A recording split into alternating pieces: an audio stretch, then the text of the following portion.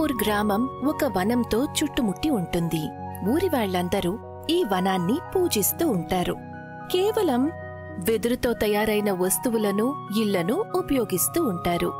ఇదే ఊర్లో సోమ్నాథ్ అనే ఒక వ్యక్తి నివసిస్తూ ఉంటాడు. మరొక అందమైన రోజు. వనదేవత దయవల్ల ఈ ఊరు ఇలానే ఉండాలి. అప్పుడే అక్కడికి ఉదయ్పూర్ గ్రామం సర్పంచ్ వస్తాడు. ఏంటి సోమనాథ్, అంతా బానే ఉంది కదా? అంతా వనదేవత దయ. మీరు చెప్పండి, ఇవాళేంటి ఇలా వచ్చారు? అది మా ఇంటి తలుపుని సరిచేయాలి. నీకు సమయం దొరికితే వచ్చి దాన్ని సరిచేయి. అలాగే సర్పంచ్ గారు. ఊళ్ళోకి కొత్తగా వచ్చిన వ్యాపారి ఏదో పని మీద రమ్మన్నారు. ఆ పని పూర్తవగానే తిన్నగా మీ ఇంటికి వచ్చేస్తాను. సరే సరే, కానీ అతను నిన్నెందుకు పిలిచాడు? ఏమో తెలియదు సర్పంచ్ గారు, అక్కడికి వెళ్తే గాని తెలియదు. అతను మంచి స్వభావం గల వ్యక్తిలా లేడు. కాస్త చూసుకొని పంచి. చాలా కాలంగా మన ఊర్లో ఉన్న ఎర్రచందనపు చెట్లను నరికేసి అమ్మమంటున్నాడు. నేను అతనికి తిన్నగా కుదరదని చెప్పేశాను. కానీ అతనేమో ఈ విషయం గురించి నా వెంట పడుతూనే ఉన్నాడు. సరే సర్పంచ్ గారు, అటువంటి పని ఏమైనా చెప్తే నేను మీతో చెప్తాను. సోమ్నాథ్ సర్పంచ్ మాటలను దృష్టిలో పెట్టుకుంటాడు. ఆ తర్వాత అక్కడ్నుంచి వ్యాపారి ఇంటికి వెళ్తాడు. రా సోమనాథ్, చాలా ఆలస్యం చేసేవే నువ్వు రావడానికి. అది నేను సర్పంచ్ గారితో మాట్లాడుతున్నాను, అందుకే కాస్త ఆలస్యమైంది రావడానికి. సరే చెప్పండి, మీరు నన్ను ఇక్కడికి ఎందుకు రమ్మన్నారు? ఈ ఊళ్ళో నువ్వు అందరికంటే నువ్వు చాలా బాగా పనిచేస్తావని నేను విన్నాను. అవునవును, వెదురుతో నేను ఇల్లు కూడా కడతాను. మీరు చెప్పండి, మీకోసం నేనేం తయారు చేయాలి? అంటే వెదురుతో మాత్రమే చేస్తావా? మరి అడవిలో ఉన్న ఎర్రచందనం గురించేంటి? అరే, మీరేమంటున్నారు? మీరు కొత్తగా వచ్చారు, అందుకే ఈసారి కుదిలేస్తున్నాను. కానీ గుర్తుపెట్టుకోండి, వనంలో ఉన్న ఎర్రచందనాన్ని అందరూ పూజిస్తారు. అందుకని నేను ఇటువంటి పని ఏమీ చేయను. సరే సరే అలాగే, కానీ నువ్వు నాతో చేతులు కలిపితే డబ్బుల్లో మునిగిపోతావు. ఈ ఎర్రచందనానికి పట్నంలో చాలా డిమాండ్ ఉంది. అది పట్నంలో అయి ఉండొచ్చు, కానీ ఇది ఉద్దవ్పూర్ గ్రామం. మీరేదైతే మాట చెప్పారో ఇది ఇప్పుడు పంచాయతీకి వెళ్తుంది. మీలాంటి మోసగాళ్లకు నిజాయితీ గల ఈ గ్రామంలో చోటు లేదు. పెద్ద పెద్ద మాటలు మాట్లాడొద్దు. మీ ఊరి వాళ్ళు నన్ను ఏమీ చేయలేరు. వెళ్ళి పంచాయతీలో ఫిర్యాదు చేసుకో. సోమ్నాథ్ వ్యాపారి మోసపు మాటలను విని ఇంటికి వెళ్ళిపోతాడు. మీనా సోమ్నాథ్ మొహంలో చిరాకును చూసి ఇలా అంటుంది. ఏమండి, ఏమైంది? ఏదైనా విషయం జరిగిందా ఇవాళ దుకాణంలో? అదేం లేదు మీనా, కొత్తగా వచ్చిన వ్యాపారి వనాన్ని నరికేసే పనిలోనే ఉన్నాడు. అయితే మీరు పంచాయతీలో అతని గురించి ఫిర్యాదు చేయొచ్చు కదా. ఇక ఈ విషయాన్ని పంచాయతీలో పెట్టాల్సిందే. రేపు ఊరు పంచాయతీ ఉంది, అందులో ఇతని గురించి ఖచ్చితంగా ప్రస్తావిస్తాను. మీరు చాలా సరిగ్గా చెప్పారు. ఇటువంటి మోసగాళ్లు, డబ్బుని తినేసేవాళ్లు ఈ ఊర్లో ఉండటానికి వీల్లేదు. ఊర్లో చాలా మంది పంచాయతీకి వెళ్తారు. సర్పంచ్, సోమ్నాథ్, మీనా, పంచాయతీకి కారణమైన ఆ వ్యాపారి, సంతోష్ ఇంకా రేఖతో కలిసి ఉంటాడు. అసలు ఇప్పుడు ఏం జరిగిందని? ఉదయాన్నే నన్ను ఇక్కడికి పిలిచారు. మీ అందరికి వేరే పనేం లేదనుకుంటా. కూర్చొని పంచాయతీ పెట్టుకోండి, కానీ నన్ను విసిగించకండి. పంచాయతీ మీ గురించి ఏర్పడింది, లేకపోతే మిమ్మల్ని ఎందుకు పిలుస్తాం ఇక్కడికి? అర్థమైందా? అంతగా నేనేం చేశానని? అంతా తెలుసులే. మేము పూజించే వనం నుండి ఎర్రచందనాన్ని నరకాలనుకుంటున్నావు. అది మాత్రమే కాదు, నాకు డబ్బులిచ్చి నన్ను కొనాలనుకున్నావు. మీరు భవిష్యత్తులో ఎంత దూరం వెళ్తారో డబ్బు కోసం మేము ఊహించలేకపోతున్నాం. మీరు ఈ ఊరి నుంచి వెళ్ళిపోవడమే మంచిది. ఊరందరూ కూడా మీకు వ్యతిరేకంగా ఉన్నారు. ఇక మీరు ఈ ఊరి నుంచి వెళ్ళిపోండి, అదే మీకు మంచిది. వచ్చారు పెద్ద. ఇంకా అందరి మద్దతు నీ దగ్గర లేదు సర్పంచ్.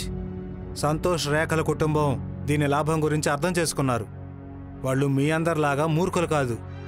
ఏంటి, మీరిద్దరూ ఇట్లా ఎలా చేయగలరు? డబ్బు మీద అంత స్వార్థమా? ఏ వనాన్నైతే మనం పూజిస్తున్నామో దాన్నే నరికేస్తారా? అరే, చాలు చాలు నటించకండి. నువ్వు వెదురు కట్ చేయొచ్చు, కానీ ఎర్రచందనం మాత్రం నరకకూడదా? మీరందరూ నాటకాలు ఆడుతున్నారు. మాకు ఆయన మాటలే కరెక్ట్ అనిపించాయి, అందుకే మేము ఆయనకు తోడుగా ఉన్నాం. మీరిద్దరూ సహకరిస్తే ఏమీ కాదు. మీరు కూడా అతనితో పాటు ఈ ఊరు వదిలి వెళ్ళిపోవాలి. మీరు అసలు ఏం మాట్లాడుతున్నారు? మీకేమైనా మతిగాని పోయిందా? అసలు మీరేం మాట్లాడుతున్నారు? ఈ ఊరు వనాన్ని పూజిస్తూ ఉంటుంది. ఎర్రచందనం నరకటం గురించి ఏనాడూ ఆలోచించదు. ఈ ఊరిలో మీకు ఎటువంటి స్థానమూ లేదు. ఎందుకంటే మీరు ఎప్పుడూ డబ్బుల గురించి ఆలోచిస్తూ ఉన్నారు. ఛా, ఇది అసలు బాగాలేదు సర్పంచ్ సోమనాథ్. ఇదే అడవి కోసం మీ గ్రామస్తులంతా స్వయంగా నా దగ్గరకు వస్తారు. చూస్తాను సోమనాథ్ ఈ ఊర్లో ఉన్న వెదురు కర్రలతో ఎన్ని వస్తువులు చేస్తాడో చూస్తాను. ఆ మాట చెప్పి వ్యాపారి అక్కడి నుంచి వెళ్ళిపోతాడు. అతను ఎందుకు అలా మాట్లాడి వెళ్ళాడు? మనకి వెదురు అవసరం చాలా ఉంటుంది అన్నట్టు. నాకు ఎందుకో కంగారుగా ఉంది. అతను ఇప్పుడేం చేస్తాడో నాకేం తెలియడం లేదు. ఎంతో సుఖంగా ఉండే ఈ గ్రామం వీళ్ల వల్ల అశాంతికి గురైంది. సరిగ్గా చెప్పారు. ఇతను ఈ ఊర్లో అడుగుపెట్టి చాలా కొద్ది రోజులయ్యాయి. చూసుకుందాం. వనదేవత మనకు తోడున్నప్పుడు మనమెందుకు భయపడాలి? నువ్వు సరిగ్గా చెప్పావు సోమనాథ్. వనదేవత ఏదో ఒక పరిష్కారం మనకు చూపిస్తుంది. సరే, నేను వెళ్తాను. నేను వెదురు నరకాలి మీ తలుపు కోసం. కానీ ఇప్పుడు కాసేపట్లో సంజయవేళ అవుతుంది. రేపు వెళ్ళు. సర్పంచ్ గారు చెప్పింది నిజమే. మీకు ఆలస్యం అవుతుంది. మీరు రేపు వెళ్ళొచ్చు కదా. లేదు లేదు, వెదురు నరకాలి అంతే కదా. త్వరగా వచ్చేస్తాను. సోమనాథ్ అక్కడ్నుంచి వనంలోకి వెళ్తాడు. వ్యాపారి ఇంట్లో సంతోష్ ఇంకా రేఖ కూర్చుని మాట్లాడుకుంటూ ఉంటారు. మరిప్పుడు మనం ఈ విషయంలో ఏం చేద్దాం? ఇలా అయితే ఎర్రచందనము మనకు దక్కదు. మనం ఈ ఊళ్ళో కూడా ఉండలేము. ఈ మూర్ఖోపు గ్రామస్తులకు ఎవరు నచ్చ చెప్పగలరు? అంతగా పూజించడానికి ఆ వనంలో ఏముంది? వీళ్ళకి వేరే దారి లేకుండా చేయాలి. వెదురుకు బదులు ఎర్రచందనాన్ని ఉపయోగించేలా. కానీ అదెలా అవుతుంది? అది ఎలా అంటే ఊర్లో నిప్పంటించాలి. ఎప్పుడైతే అందరి ఇళ్ళు కాలిపోతాయో, ఉండటానికి చోటుండదో, అప్పుడు వాళ్ళకు బుద్ధి వస్తుంది. మంచి ఐడియా. మరింకెందుకు ఆలస్యం? ఇవాళే కాల్చేద్దాం ఊరిని. ఏ సమయంలో అయితే ఈ పన్నాగాన్ని పన్నుతూ ఉంటారో అదే సమయంలో సోమనాథ్ వెదురు నరకడానికి వెళ్తాడు. అతడు వెళ్లి చూసేసరికి అక్కడ ఒక వ్యక్తి వెదురు దగ్గర కూర్చుని ఉంటాడు. అరే, ఏంటిది? ఈ అడవి మధ్యలో ఎందుకు కూర్చున్నావు? నేనిక్కడ సరదాగా ఏం కూర్చోలేదు. నేను వికలాంగుణ్ణి. ఎవరితో అయితే వచ్చానో వాళ్ళు నన్ను ఇక్కడ వదిలిపెట్టేసి వెళ్ళిపోయారు. ఇది చాలా బాధాకరం. మీరు చెప్పండి, మీకు నేను ఏ విధంగా సాయం పడగలను? మీకు కావాలంటే మిమ్మల్ని నేను మా ఇంటికి తీసుకువెళ్ళగలను. లేదు బాబు, లేదు. మా వాళ్ళు నన్ను ఈ విధంగానే చావమని వదిలిపెట్టేశారు. ఇక నేను ఎవరికి భారంగా మారడం నాకు ఇష్టం లేదు. నాకు ఒక్క సాయం చేయగలిగితే చెయ్యి. నాకు నా కళ్ళు తిరిగివు. ఇది అసాధ్యం కదా. నేను మీ కాళ్ళు ఎలా ఇవ్వగలను? అయితే నువ్వు నన్ను వనంలో ఈ విధంగానే వదిలేసాయి. లేదు లేదు, ఆగండి, ఏదో ఒకటి చేస్తాను. చూస్తూ ఉండగానే సోమనాథ్ వెదురుతో ఒక వీల్ చైర్ని తయారు చేస్తాడు. ఇదిగోండి, ఇక మీరు దీనిలో కూర్చుని ఎక్కడికైనా వెళ్ళొచ్చు. ఎవరి మీద మీరు ఆధారపడాల్సిన అవసరం ఉండదు. ఇప్పుడైనా మీరు మాతో పాటు మా ఇంటికి వస్తారా? ఉత్తమం. నీ కళను ఎలా మెచ్చుకోవాలో నాకు తెలియడం లేదు. అంతలో ఆ వ్యక్తి వనదేవత రూపంలోకి సోమనాథ్కి దర్శనమిస్తాడు. సోమనాథ్, నేను నీ కళకి చాలా ప్రసన్నునయ్యాను. నీ తెలివికి కూడా. ఈ ఊరికి చాలా పెద్ద ప్రమాదం రాబోతుంది. నేను నీకు ఒక వరాన్ని ఇస్తాను. దాన్ని సరిగ్గా ఉపయోగించి ఊరికి సహాయం చెయ్యి. నా ఆశీర్వాదం నీకు తోడుగా ఉంటుంది. ఏం సమస్య? మీనా మిగతా గ్రామస్తులు క్షేమంగా ఉంటారు కదా. నువ్వేం కంగారు పడకు. ఎవరి ప్రాణాలకు ముప్పు రాదు. నేను నీకు లెక్కలేనంత ఎంతో బలమైన వెదురునిస్తాను.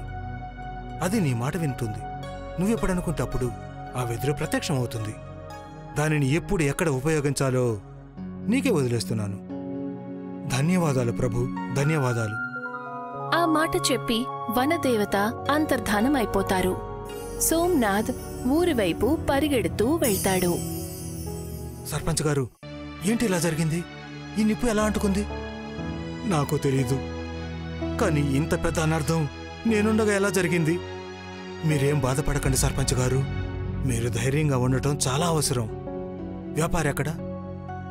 వాళ్ళ గురించి ఏమీ తెలియలేదు. ఖచ్చితంగా ఇది వాళ్ళ పని అయి ఉంటుంది.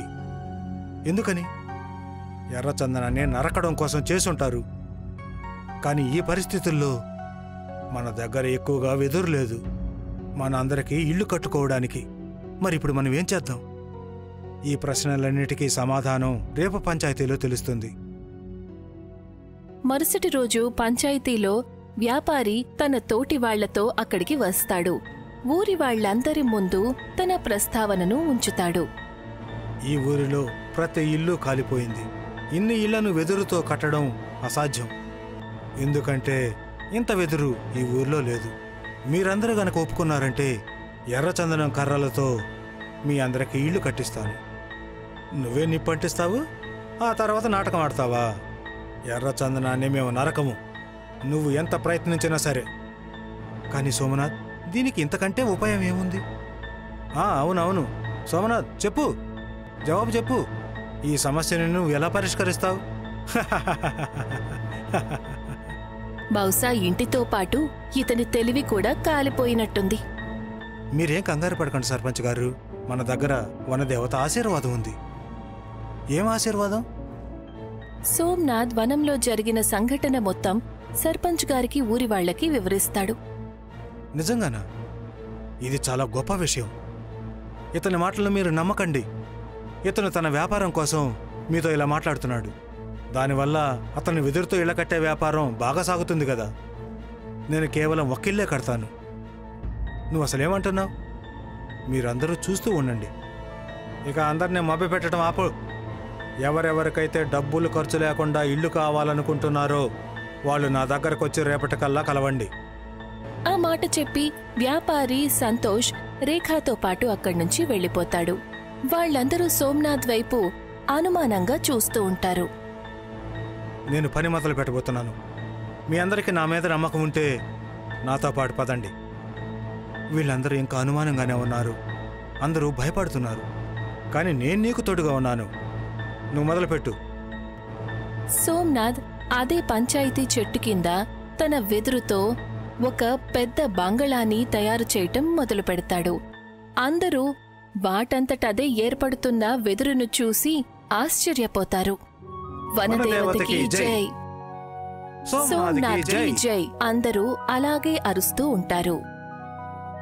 మరుసటి రోజు వ్యాపారి కోపంగా ఒక ఆలోచన చేస్తాడు. ఏంటి విషయం వ్యాపారి? మీరెందుకు అంత కోప్పడుతున్నారు? ఇంతవరకు ఎవరూ రాలేదు. ఇవాళ ఉదయం వరకు సమయం ఇచ్చాను. అసలు విషయం ఏంటో వెళ్ళి చూద్దాం, పదండి.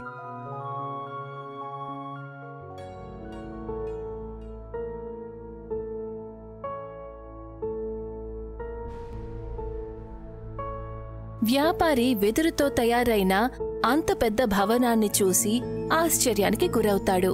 అంతలో సోమనాథ్ ఇంకా సర్పంచ్ అక్కడికి వస్తారు. ఇది ఎలా సాధ్యమవుతుంది? ఇంత పెద్ద భవనం ఒక్కరోజులోనా? వెదురుతో బుర్జ్ ఖలీఫా తయారు చేసినట్టుగా ఉంది. సోమనాథ్ మాటల్ని నువ్వు నమ్మలేదు కదా. ఇప్పుడు నమ్మకం కలిగిందా వనదేవత మాకు తోడుగా ఉందని? ఇప్పుడు చెప్పు వ్యాపారి, ఎలా ఉంది? వెదురుతో తయారైన ఈ బుర్జ్ ఖలీఫాలో ఎంతమంది అయినా ఉండొచ్చు. ఇక బలం అంటావా, అది వజ్రం లాంటిది. ఇప్పుడేమవుతుంది వ్యాపారి గారు? మమ్మల్ని క్షమించు సోమనాథ్. మేము వనదేవతకు వ్యతిరేకంగా వెళ్ళి చాలా పెద్ద తప్పు చేశాము. మమ్మల్ని క్షమించు. ఈ ఊరికి తిరిగి రానివ్వు. నువ్వు అసలేం మాట్లాడుతున్నావు? ఆయన చెప్పింది నిజమే. మీ మాటల్ని విని మేము తప్పుదోవ పట్టాము. ఇప్పటికైనా తెలుసుకున్నారు. సరే, మీ ఇద్దరిని ఈ ఊరికి తిరిగి రానిస్తున్నాను. కానీ శిక్ష గురించి తర్వాత ఆలోచిద్దాం. ఇది చాలా తప్పు. అయితే మరి ఏదో ఒకటి చేయొచ్చు కదా వ్యాపారి గారు? తప్పకుండా చేస్తాను. ప్రస్తుతానికి నేను వెళ్తున్నాను, కానీ మళ్ళీ తిరిగి వస్తాను. అప్పుడు చూడండి. వెళ్ళండి వెళ్ళండి, మీకోసం ఎదురు చూస్తూ ఉంటాం. వ్యాపారి అక్కడ్నుంచి వెళ్ళిపోతాడు. సోమనాథ్ వెదురు కర్రలను రప్పిస్తాడు. ఆ తర్వాత వాటితో ఏదో అంటాడు. ఇక అతను రాక కోసం ఎదురు చూస్తూ ఉండడమే.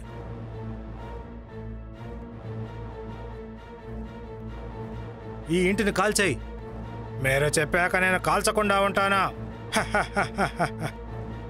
ఎప్పుడైతే గూండా వ్యాపారి వెదురు బుర్జ్ ఖలీఫాకి నిప్పంటిస్తారో అప్పుడు కర్రలు బయటికి వచ్చి వాళ్ళని కొడతాయి.